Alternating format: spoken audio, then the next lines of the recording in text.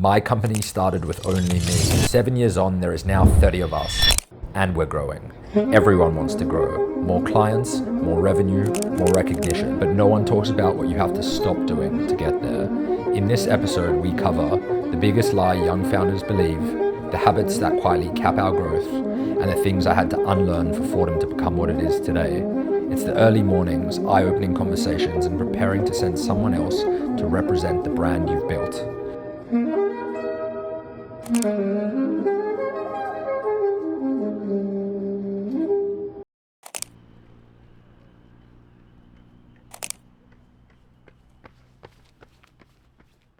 It is now 5:50 in the morning and we've got one of my first harder sessions back. It has been honestly probably about 6, 7, 8 weeks since I've done a session that's been a little bit more challenging. Took a bit of a break from running hard, was doing a fair bit of easy running but nothing too crazy. And then I've had this whole thing with my toe, which hasn't been fun, so just a little mini setback, but we are here. We're going to try to get this session done. Today we've got basically 15-minute warm-up, 2 minutes on, and then 1 minute 30 off or recovery, and then a 10-minute cool down. So I'll rip into the 15 minutes easy, listen to some music, then jump through straight in, come back to the car, change my shoes, put on some speedy shoes, and then rip some laps of Centennial Park, Sydney's running mecca. So excited to get out, excited to see how I go, and it's going to be a great day.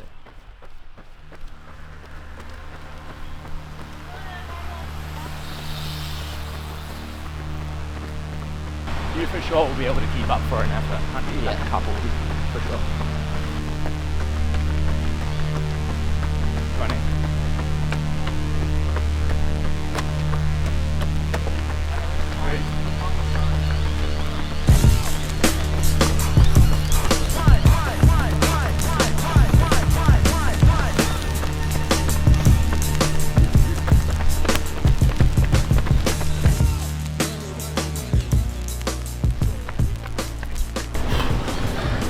Baby. Oh my god, I'm cooked.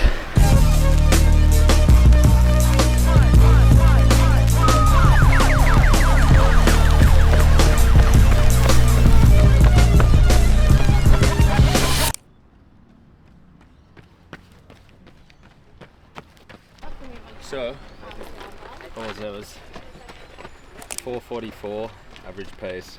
45-minute session, 9.3 Ks, 637 calories, 7 blah blah blah, average heart rate 162, effort moderate. Yeah, it felt good.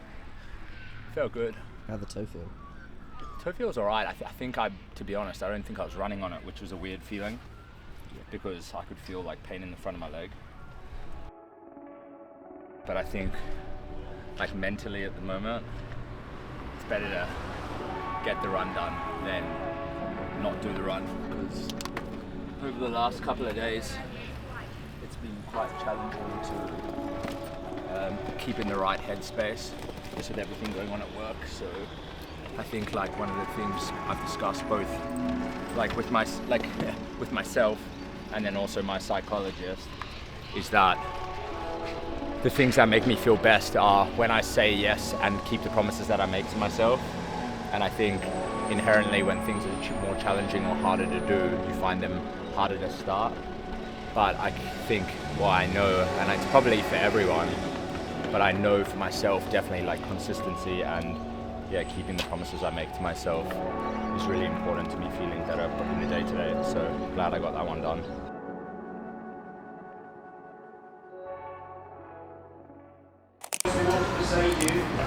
Just see your time to get as comfortable as you can, okay?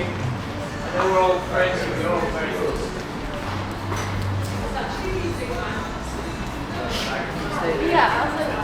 My name's Rory. I have been, supporting Fordham with breathwork sessions for 3 or 4 years, Chad? 3 or 4 years? I've been doing this as my profession for the last 7 years, hosting workplace sessions to improve mental health, physical health, well-being, to optimize daily performance. For a lot of people, breathwork is this energetic, spiritual trauma release practice, For me, it is a practice to help you become your best version. How can you reduce stress to feel calmer in the body and clearer in the mind? As you progress through the rounds, you will notice tingles through your hands, sensations through the body, vibrations, maybe even emotion, happy tears, sad tears, who the fuck knows what tears. Don't be alarmed if anything comes up. It is completely normal, completely natural. Close your eyes, team. Close your eyes. Just get into the most comfortable position for you. The eyes are closed. The body is relaxed. There's no need to change anything yet. Breathing into the changes, breathing into the feelings that you are creating. It is safe. You are safe. It's just the breath telling you that you're making these positive shifts. In, out. In, out. In, out. Last 20 seconds. Thanks, dude. Love ya. I first met Chad back in 2022. I was recommended Photo Media to do some work with, some filming, production work. And then Chad and I quickly realized that we're very similar, and we got on pretty quickly. I mean, breathwork is a great way just to relax the mind and relax the body to optimize recovery. You know, to perform at your best as an athlete and as a businessman, you have to improve recovery and switch off the mind, switch off the body. The faster you can recover, the more optimally you can perform the next day. So, you know, it's important that he switches off his mind in the evening, improves his sleep quality, and then you can go again the next day.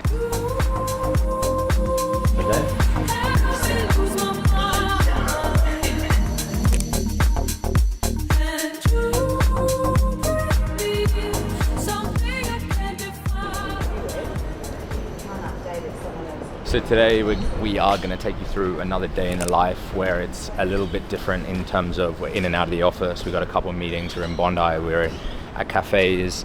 We're now on the way into the podiatrist to fix up my toe so that I can hopefully get running properly again. We're going to try to take you guys on a bit of a journey, or a bit of, I guess, the story of my day when it's not just in and out of meetings in the office, because I think that's repetitive, but we will try and share as much of that as possible as we kind of build out the vlog, the series. But things are so chaotic and crazy at the moment in the best way possible. So excited for another day, and we'll keep you posted.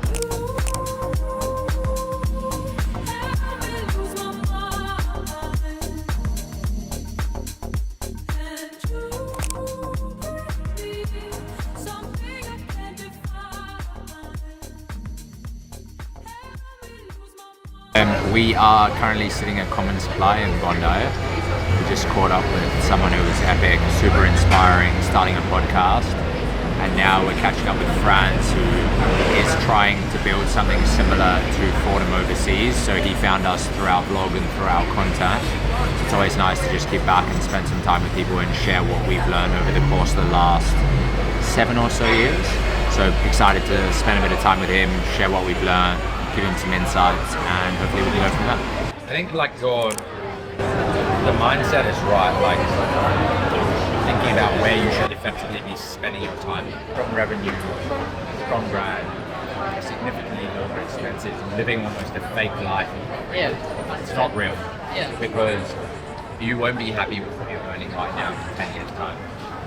And so you've got to be thinking, what do I need around me to basically curate what that looks like? And I feel like those are the things that have driven me over the course of like the last 3-4 years. It's like, it's now no longer just about me, but it's like, what do I need around me in this company to make it into something that's special on the scale that we're at right now versus when it was like paperly 2 years ago.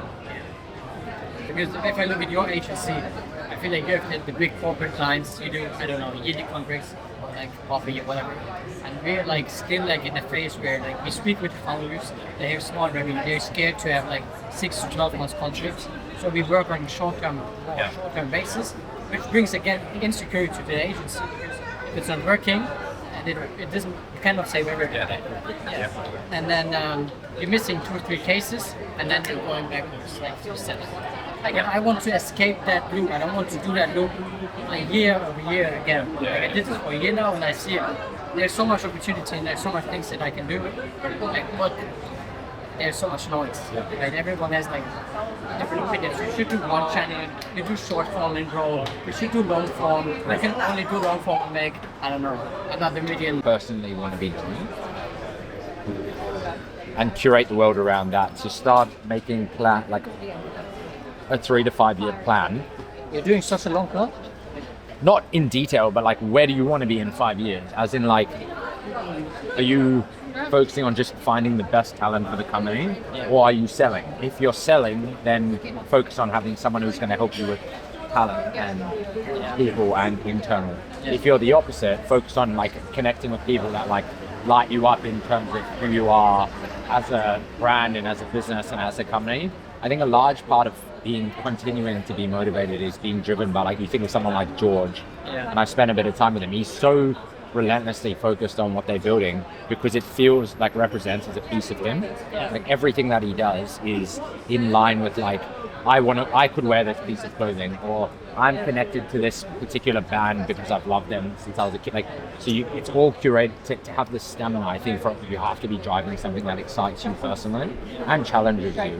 But that's kind of like where I see, that's probably like the biggest thing I've learned over the last couple of years. It's like, there's a few things that I would have put in place earlier, like I would have hired someone in like customer success earlier to like focus on building relationships with clients and making sure they were happy, so that I didn't have to deal with like clients dropping off and then having to sign new clients, because for every hour I'm signing new clients, I'm not doing an hour of it. Like I do the opposite. I want to be connected with the client every time, because I don't want them to even have the best experience, right? But it makes sense. So if you want to scale, you have to have people that you can trust.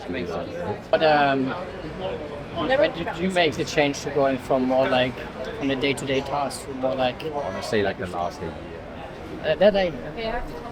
Took me a while. Which is crazy. Yeah. What kind of impact did that change make? Oh, massively. I just think like now I'm more creative for sure. Yeah. I'm connecting with more incredible, interesting people. Like I've got more time to do things that really excite me and light me up, which allows me to then reinvest my time positively into the business. And obviously, like your network is like quite the things that brings you the more corporate clients, right? It's a different game that we are playing. 100%. That makes sense.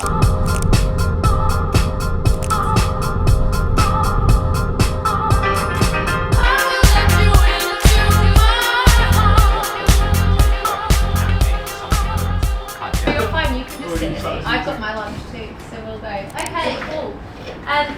Well, welcome. So, for those of you that are new / haven't been to these sessions before, we have been running just like a couple ad hoc training sessions across the company over the last couple of months.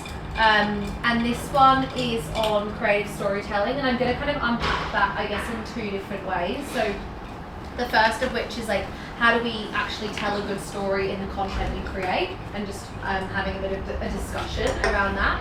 And then the second one is how to story tell your creative, i.e. sell your creative to clients.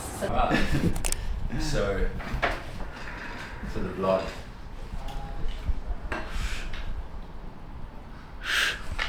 Going on tour.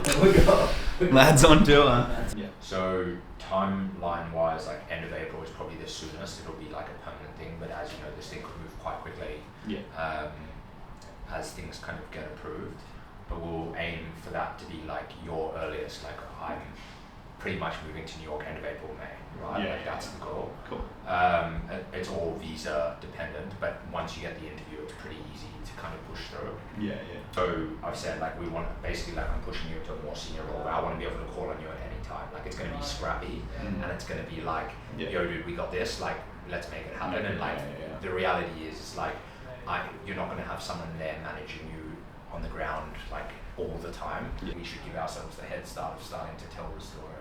Yeah, I love that. That's super exciting. And like, yeah, you definitely very much are doing that. Like helping me live that life and like live out like it is like just even just a year ago would be like crazy to think of and crazy to comprehend. And like I remember even thinking the first time I went to New York, I was like, fuck, that'd be so sick to like live here and work here one time. And like the fact that it's like a year later and we're doing it, it's super exciting. Nuts. The level of responsibility and the level of like accountability is going to need to be very high. Yeah. And tracking and using our systems and using our processes so that and then if we onboard new creatives or anyone into the team, I basically want to use you as like the tastemaker who spent so much time with me personally to like embed that into what our expectations are. Yeah, it's good. I feel like I've gotten a very good like grasp and idea of Fordham and like what it needs to be and like how we like show up, and I think I'll be able to bring that to New York and like help build that out and like I'm so excited.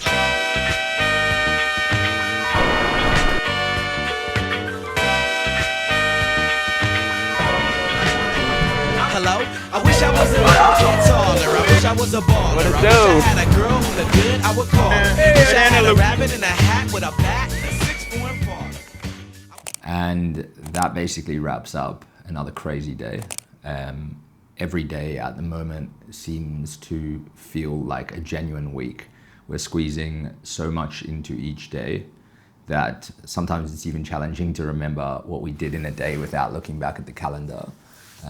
But things feel good. The brand is growing. We're being really well received in the market. I'm finding that we're able to connect with people through these vlogs just a little bit better than last year. So thank you to everyone that's kind of jumped on board and been involved in helping us build the channel, and anyone that's interacted and engaged with us. Shout out to Max behind the camera. Our channel's seen, I think, 75,000 views in the last 28 days. And we had that in the whole of last year. So a really cool statistic, which we're pumped and excited about. But today we thought we would answer some questions in the back end of this vlog that have been floating around in our comments and on Instagram and in my DMs to hopefully share a little bit more value. So here we go. First question is, what did you stop doing that allowed Fordham to grow? I think it took me a long time, and I'm still trying to get used to it and get better at it, but it's definitely the art of letting go. And trusting those that are better than you at things around you to get the results that you thought you could do better, but definitely can't. I think when I realized and truly realized that the brains in the room are significantly better, faster, smarter, stronger than myself alone, I feel like we really took a leap forward. Obviously, in this episode, you spent some time talking to a young founder like yourself. What do you think is one lie or misconception that young founders believe in that maybe you believed in once? I think one of the biggest lies or misconceptions in current times is that you can have everything that you want without putting in the work. I think there are definitely quick and easy wins in today's society to make a lot of money, which is what drives a lot of people to get into entrepreneurship or freedom. But the reality is that no matter what you do to try and give yourself autonomy and flexibility and somewhat freedom, it does come with a price. But I've learned and taught myself to kind of ride the wave and basically know that just because yesterday was great doesn't mean today is going to be amazing. But if you can hold on and push through the tougher moments, you will get there. But I truly believe that there's a massive uplift in how easy it is to be successful. And I don't think that's true. Okay, so final question. How has your relationship with the hard moments developed over your time building Fordham? I think for so long, for like the first 2 years, I just didn't think anything was hard. Like I was just shocked. We were growing, things were good. But as you kind of grow, the challenges and the harder moments do definitely get harder. I think what I've found is the beauty in the thought, and genuinely what I think to be true, that when a hard moment does approach you, you have everything within you to get through that hard moment. And if you just, 1, believe, 2, act correctly, and 3, push through, you can get through that moment. And that's probably something that I've learned through going through so many challenging moments. But now I look at hard moments genuinely as hurdles, like opportunities to jump over, jump to the side, run around, slip through. And every single time I do that, and every single time the challenge is bigger, upon reflection, I look back and I'm like, wow, what an opportunity it was to have that hard moment, because every single moment that's of that nature or size feels to be easier. So albeit you become a little bit more immune to the challenges, I think there's so much solace and beauty in the fact that you've had the challenges and are able to go through them, look back at them, reflect, and know that you can do more.